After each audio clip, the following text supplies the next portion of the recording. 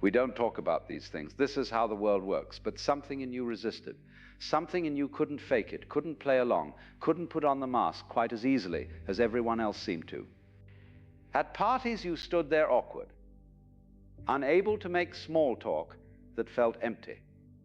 At family gatherings, you felt like you were watching a performance. Everyone had their lines, everyone knew their role, and you were supposed to play yours. But you couldn't quite do it. Or when you did, it felt exhausting, like wearing clothes that don't fit. The awakened soul has a very low tolerance for pretense. It sees the theater, and it can't unsee it.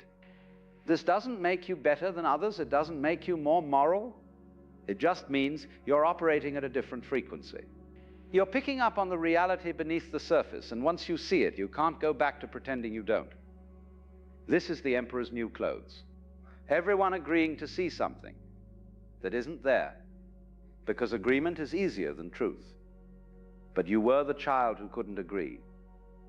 Not because you wanted to be difficult, but because your eyes worked differently. You saw what was actually there, and what was actually there was often quite different from what people said was there. As you grew older, you probably learned to navigate this better. You learned to play the game when necessary, to smile and nod, to keep your observations to yourself. But you never forgot. You never stopped seeing. And that seeing, that inability to be fully fooled by the surface story, that was a sign of your awakening. The fifth sign is that you felt homesick for a place you'd never been. This is perhaps the strangest sign, and yet many awakened souls will recognize it immediately. Did you ever feel as a child a kind of longing, not for something specific, not for a toy or a trip or a person, but for something you couldn't name? A feeling that you were far from home, even when you were sitting in your own house. A feeling that you belonged somewhere else, somewhere you couldn't quite remember or describe. Some children feel this as a sadness. Others feel it as a restlessness, a sense that this world, this life, this ordinary existence isn't quite right. Not wrong exactly, just not complete. Like you're waiting for something. Like you're supposed to be somewhere else, doing something else, being something else. You might have looked at the stars and felt it. You might have sat by water and felt it. You might have been in a crowd and suddenly felt it wash over you. This ache, this strange nostalgia for something you've never experienced, at least not in this life. The truth is, the awakened soul remembers, not consciously perhaps, not in words or images, but somewhere deep down it remembers that it is not merely this body, this name, this story. It remembers that it came from something bigger, something infinite, something that this ordinary life only hints at. And so there is always this faint homesickness, this longing to return to the source, to remember fully, to wake up completely. Other children don't feel this because they are not yet sensing the gap between what they are and what they appear to be. They take the world at face value. They accept that this is it, this is life, and they settle into it. But you couldn't settle. Not completely. Something in you remained unsettled, remained awake, remained aware that there is more. This is not depression, though it can be mistaken for it. This is spiritual memory, the soul remembering itself. And if you felt this as a child, that strange homesickness for nowhere in particular, that longing for something you couldn't name, then you were already waking up. I got up quite early this morning. I hope you're having a good morning here. Monday, November 10th. In 3 days, it would have been my mom's 95th birthday. Rest in peace, Mom. Well, this morning I woke up and was learning some more stuff about day-to-day living from Alan Watts. And who comes to mind but one of the sweetest people I've ever known in my life. One of the 10 people I've ever met who understood me within just a few conversations, and who I felt as though I was seeing without pretense every time we ever were in the same space, having a conversation or working on something, or, you know. And that was Yvonne EASTON. Yvonne EASTON, absolutely remarkable artist, writer, historian, educator, journalist. Her home was a delight to walk into. It was more of a library and an artist studio than a place to hang out and talk about yourself. And here is Yvonne's artist statement when she had a show here in Eden at City Hall in 2001. This is before we bought our home and before we had met her. And I've had a few shows at various buildings here in town, the library, and I had one at City Hall once myself. And they ask you to put an artist statement up, so I did. And so did she. So let me introduce you to my dear friend. She's no longer with us except in spirit, but so powerfully. Yvonne EASTON. And she wrote this, wow, roughly 24 years ago. Making art is a long proposition. I've been at it for 34 years. To begin with, I needed awareness, and I used the word in the Buddhist sense in order to meet life's continual challenges. My aim has always been to grow past the personality and to become the individual. In other words, I wanted to awaken the divine spirit that lies within all living things and share my personal world with the world. To ally with creativity is commitment on every level for a lifetime. For finding what is yet within to be expressed takes a lifetime. In me, the process works like this. The creative force flows into me as I work. I, in turn, put that energy into my paintings, drawings, sculpture, writing, teaching, whatever. All of my visual work is original, and I rarely make prints. The lines evident in my early work represent lifelines, connecting me to my ancestors and my rich cultural heritage. The myriad colors that characterize my later work represent my relationships with those things and the way I view the world. I would call myself realist and optimist. I see life as a sacred circle, and I believe that each of us has a place in that circle. Finding your spot is what life is all about. How beautiful is that? After Yvonne died, several of her friends, everyone who knew her, admired her not only for her art, but for her candor and directness. And she would always fill conversations with clarifying questions about what the other person had said. She was never ever willing to live in a state of selected ignorance in order to feel comfortable. Yvonne was always comfortable. She didn't have moods. She had a state of being. Now, of course, other people can interrupt your state of being, and I did see that happen on a few occasions, but she handled it with such grace. Amazing person. And as a young woman, she was a military brat. Her father was a colonel in the military.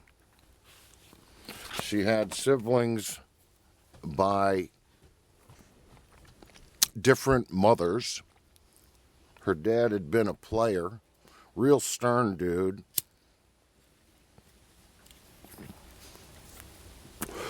I can see that, and we had so many conversations. I mean it. We hung out so much.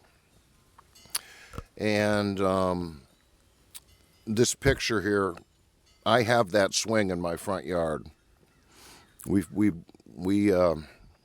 handled, with the help of a couple of her friends from earlier points in her life after Yvonne passed. She had a stroke and died a couple days later when she was around 73 years old.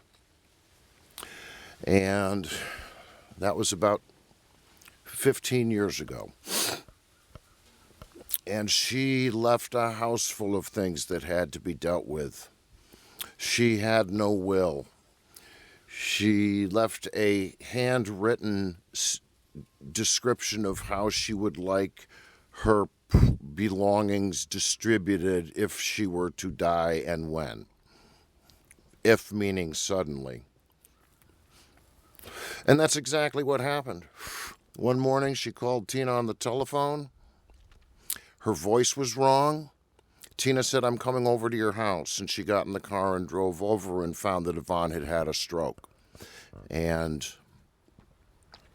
I'm so happy that she called Tina, because Tina got immediate medical attention. She was taken down to the Baptist Hospital in Winston-Salem, and over the course of 2 days, she never regained consciousness after kind of going off into a fugue with only a few words coming out now and again. She'd lived such a ferociously full life.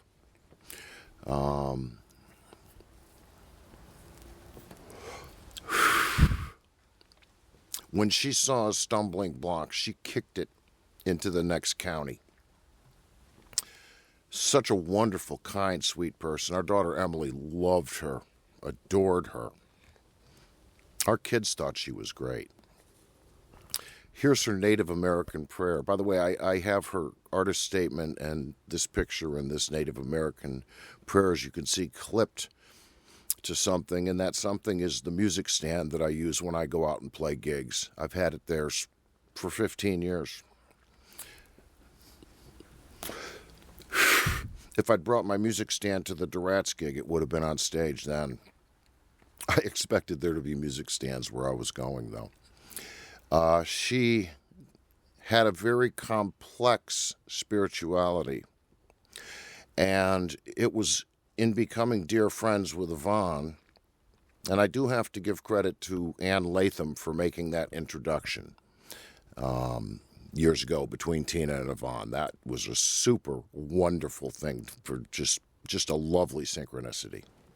So thanks, Ann. Yvonne's spirituality was extremely complex, and there was no hatred in it. There was a continual processing of her childhood, which she continued doing until the day she died, in all of her art and in her conversations. If she allowed you into her life, you could ask her anything. And you would be asked questions of the sort that you'd never been asked before in your life, that would really, really make you confront your own assumptions. I've often said that people who claim to be Buddhists very often most resemble Jesus Christ in practice, their walk. And by that I mean I think I'm going to see her again. But this was the prayer. her prayer. Great and eternal mystery of life, creator of all things, I give thanks for the beauty you put in every single one of your creations. I'm grateful that you did not fail in making every stone, plant, creation, and human being a perfect and whole part of the sacred circle. I am grateful that you have allowed me to see the strength and beauty of all my relations. My humble request is that all of the children of earth will learn to see the same perfection in themselves. May none of your human children doubt or question your wisdom, grace, and sense of wholeness in giving all creation a right to be living extensions of your perfect love.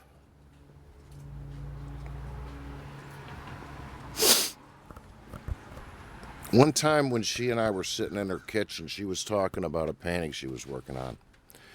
Oh, and one thing about Yvonne, she was so graceful when receiving a gift from another person. Oh my gosh. I mean, I've had my heart ripped out by people who were just horrible.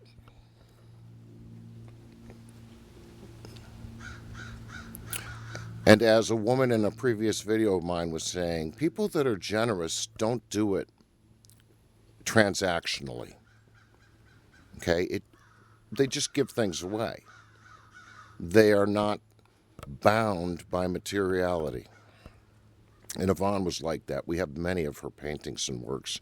Well, we as a family, our kids, our daughters both have some too. And we made sure that her surviving niece and nephew got the bulk of her art after she passed. They drove all the way here from Texas to get it. But I remember talking to Yvonne one time, and I was like, I don't understand other people, Yvonne. You know? It seems like everyone is just a vacuum cleaner that wants to, just suck your energy away, no matter how you are. And to point out that it hurts just makes other people angry. And I'll never forget what she said to me. She told me, don't change, because you're a force of nature. You are a force of nature, Brett. And it's your job to challenge. By example, curiosity, and when necessary, intervention.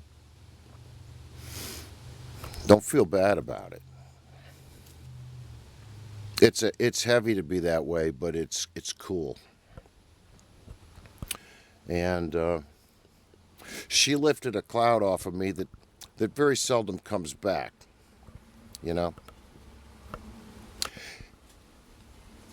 It'll kind of, if you've ever seen these strange videos where it's raining on one car on a city street and a bunch of people are standing around looking up going, how does that work, right? There are occasions when people that I feel that I've been real straightforward, kind, and forgiving toward, and also listened to their needs and when I felt an unction to help, I helped. One individual that I helped obtain a car for free, who very shortly thereafter decided to sit at the mean kids table and throw me under the bus. That hurt. It hurt really badly.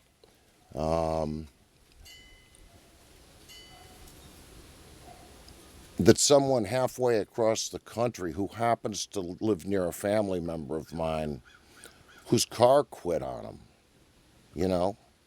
They have winters out there. You don't want to be walking everywhere with groceries in your arms. Something told me, call your brother-in-law. I bet you he can find a car really cheap. And my brother-in-law said, yeah, I can find a car really cheap. I have a working car that I will give to this man. Where's he live? And he went and did it.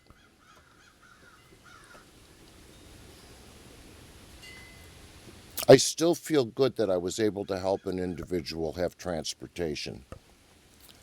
In the same way that I felt good about the nights that Tina and I were working at the homeless shelter. It wasn't fun, but it was correct.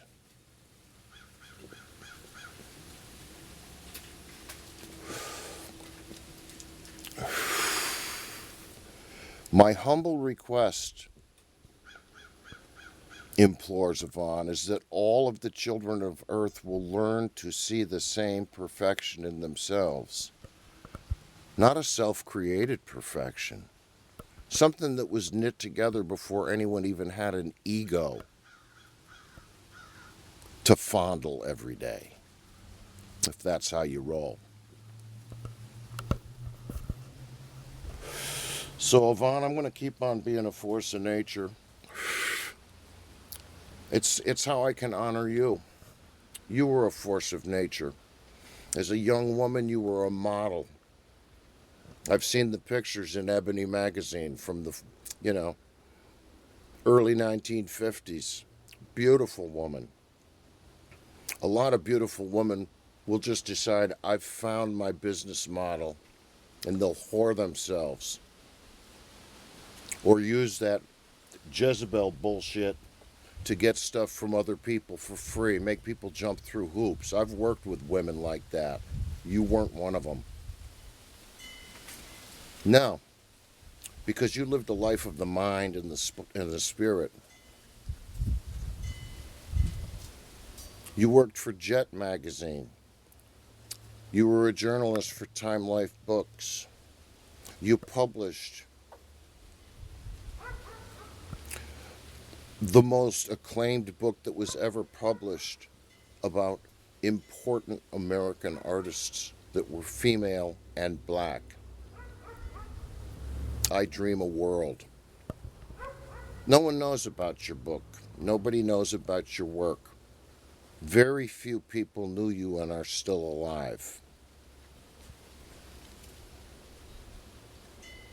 Just like all of these people whose entire life as an artist or a musician or a thinker is built on positive reviews that they masturbate with. It's stupid. I know an artist from, a female artist from Paris,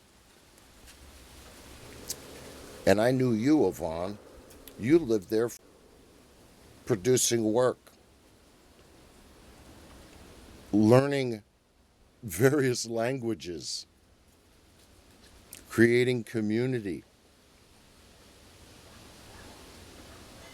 and never, ever being selfish about it.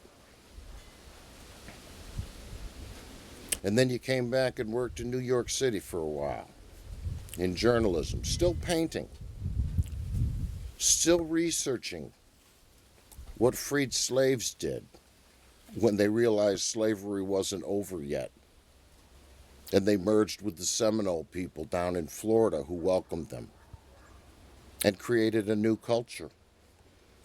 I wish you could have written that book that you spent so many years working on. Would have been fascinating. It would have been useful. And then when you started to get old, and you were a little younger than I am now, you got into a conversation with someone, and they were telling you that if there was one place in America where there is almost no art, it would be Eden, North Carolina. And you moved here to be completely free, to be exactly who you were until the day you died.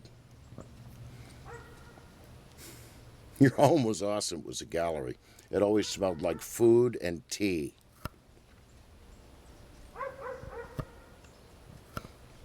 You always had some pretty good smoke. That was nice. And you introduced me to some cool people. It's a real shame that a couple of horrible vultures swooped in after you died and claimed to be your friends or family and ran off with a bunch of your stuff. We had no idea how to stop that because you were so isolated. We did what we could. And I'm going to say that God blessed you and God bless you. And I'm looking at this picture and it's almost like you're sitting here next to me on the porch. You had the toughest childhood. You got your ass jacked in civil rights marches. But that smile never got knocked off for very long. Because you settled back into what you believe and know to be true, even though it's a great eternal mystery.